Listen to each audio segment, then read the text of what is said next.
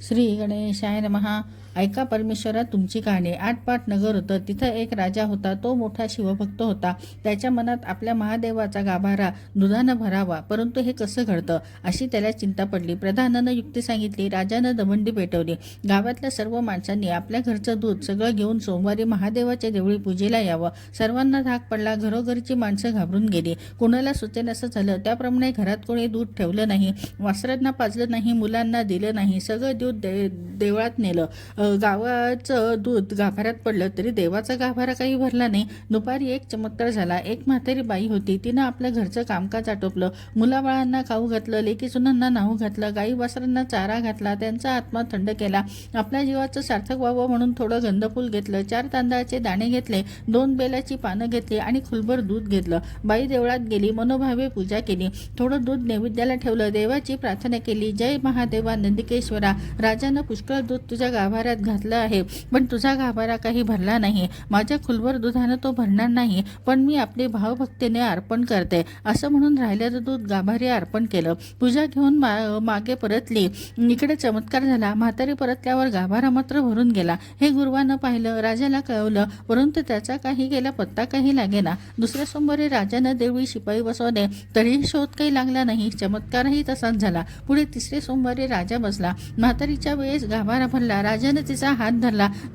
म्हातारी घाबरून गेली. तिला अभयवचन दिलं. तिनं कारण सांगितलं. तुझ्या आज्ञेने काय झालं? वासरांचे मुलांचे आत्मे तळतळले, मोठ्या माणसांची हाय हाय माथी आली. हे देवाला आवडले नाही म्हणून तुझा गाभारा भरला नाही. यानं युक्ती काय करावी? मुला वासरांना दूध पाजावं, घरोघर सगळ्यांनी आनंद करावा, म्हणजे देवाचा गाभारा भरेल, देव संतुष्ट होईल. नंतर राजानं म्हातारीला सोडून दिलं आणि गावात दवंडी पेटवली. 4थ्या सोमवारी राजानं पूजा केली. मुलाबाळांना गाई वासरांना दूध ठेवून उरलेलं दूध देवाला वाहिलं. हात जोडून प्रार्थना केली. डोळे उघडून पाहतात तो काय, देवाचा गाभारा भरून आला. राजाला मोठा आनंद झाला. म्हातारीला इनाम दिले. लेके सुना घेऊन ती सुखानं नांदू लागली.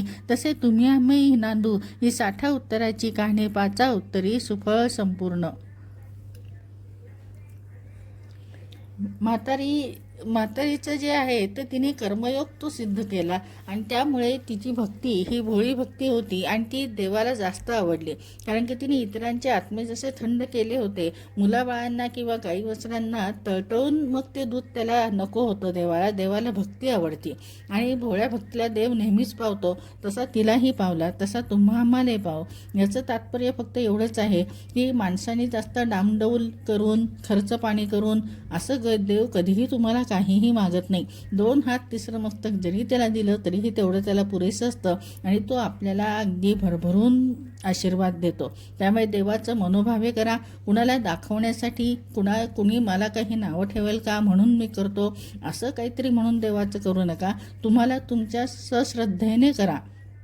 मनात येऊ दे. मनात अंतर्भावात त्याच्यासाठी श्रद्धा जेव्हा उमटेल तेव्हा ती भक्ती देवाला जास्त प्रिय असते आणि देव मग आपल्याला जास्त भरभरून आशीर्वाद देतो. त्यामुळे अंतर्मनातनं त्याच्याशी जोडणं जास्त गरजेचं आहे. दाखवणं हे जास्त गरजेचं नाही. पण आजकाल काय असतं, डामडौल करायला जास्त आवडतं लोकांना. त्यामुळे देवाची पूजा करायची थोडी, पण आधी स्वतःचा थाटमाट करून मग ते जायचं, मग पूजा करायची. तर असं देवाला काहीही नको असतं. देवाला साधी तुम्ही तुमच्या यातला वेळ काढून देवाला 2 मिनटं जरी दिला तरीही देवाला तो वेळ आवडतो. त्यामुळे त्याप्रमाणे आपण करावं. एवढंच फक्त तात्पर्य या खुलभर दुधाचं आहे आणि ती आपण कहाणी आत्मसात करून तसं वागलं गेलं पाहिजे. हेच यातलं तात्पर्य आहे.